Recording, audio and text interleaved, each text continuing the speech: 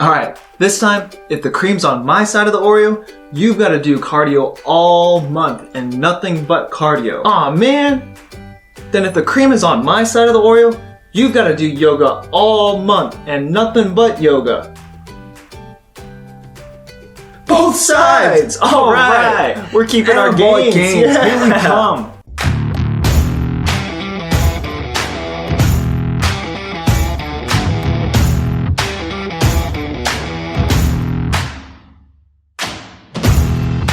What's going on, everybody? Welcome back to another video and the Anabolic Kitchen. Today, we're having a little bit of a play date with America's favorite classic cookie that takes you back to the good old childhood days and timeless cheesecake. Well, today we're taking on RJ's Oreo Cheesecake Bites. The classic twist and dunk combined with a creamy cheese is just making my mouth water. And now everyone knows when it comes to good old fashioned, black and white never goes out of style. So it's probably safe to say that the same goes for the classic Oreo and the timeless cheesecake. Am I right, Cupcake?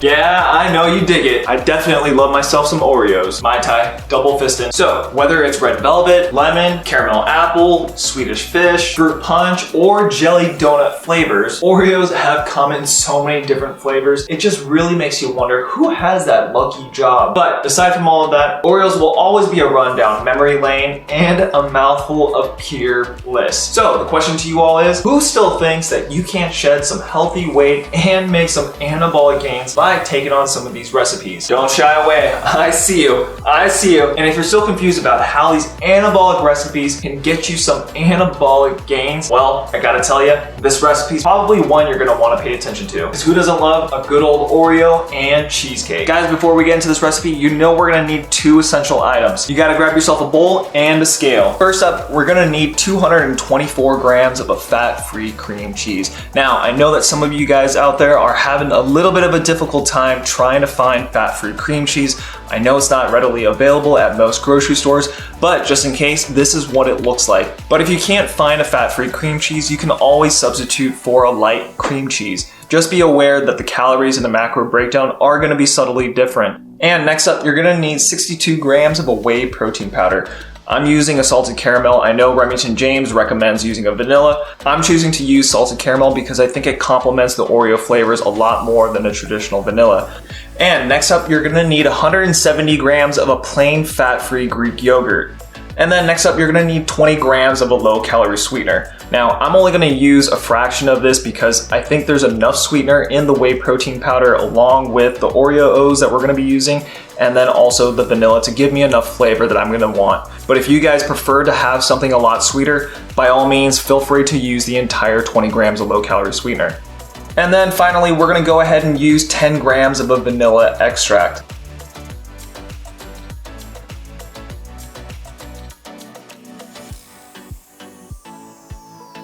So guys, now that we got everything in the bowl, let's go ahead and give this a good mix.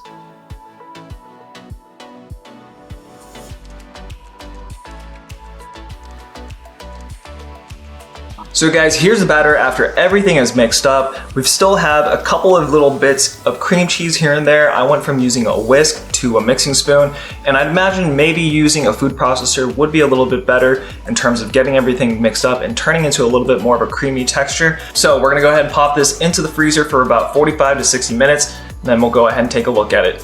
While the batter is sitting in the freezer for 45 to 60 minutes, we're gonna go ahead and now create the crumbs. So we've got 41 grams of Oreo O's. We're gonna go ahead and use the Ninja.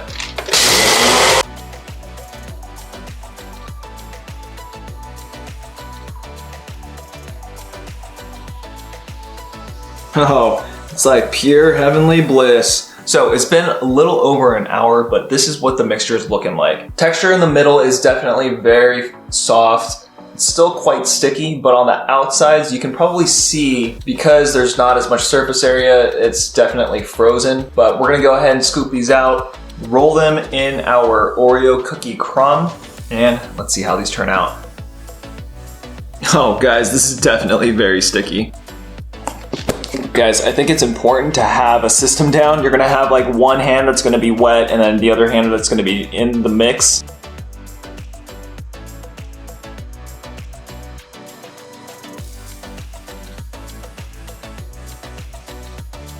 It's a little doughy. It's just super soft. Definitely would recommend you guys putting this in the freezer for a lot longer than an hour, depending on how shallow you have it in the bowl. But it's definitely a lot easier when this mixture is a lot firmer to work with.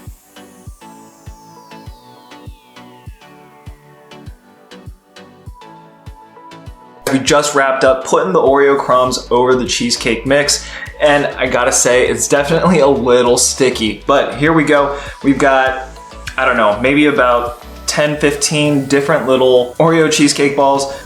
Why do I laugh? A couple of things before I throw it back in the freezer. I would definitely recommend you guys pop it into the freezer for over 60 minutes, and that's depending on how deep or shallow your bowl is or plate is, whatever you put into the freezer in the very beginning, because the firmer it is, the easier it's gonna be to work with, because already it's just generally gonna be sticky, and then once you put it into the Oreo crumb mix, it'll be a lot easier to handle. I noticed that the center portion of this bowl was a lot stickier, obviously, because it just takes a lot longer for, you know, stuff in the middle to solidify. We're gonna go ahead and throw this back in the freezer, see if we can get it more ice cream-like.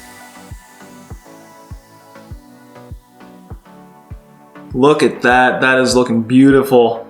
So we've got, obviously you can see a couple different specks of the cream cheese, and obviously it's a little more brown just because we've got the vanilla and then also the salted caramel whey protein. So you guys know the deal. Say it loud. Anabolics, taste and craving. So now that we've got these out of the freezer and they've been sitting in there for quite a bit, so to kick things off, let's take a look at the anabolics of these Oreo cheesecake bites. So from a total calorie standpoint, we're looking at a total of 708 calories. And from a macro breakdown, that's looking like 4 grams of fat, 89 grams of protein, and 79 grams of carbs. When we take a look at the total calories and the macro breakdown of these Oreo cheesecake bites, they've got a pretty strong profile in terms of a protein and fat ratio. And I gotta say, for most store-bought cheesecake bites that you find, whether they're in the ice cream aisle or in the bakery aisle, you're gonna find that the fat and carb content are gonna be quite high with a very low protein content. So from an anabolic standpoint, I'm gonna go ahead and rate this as a solid 8.5. Well, that was certainly quick. Let's get into the best part,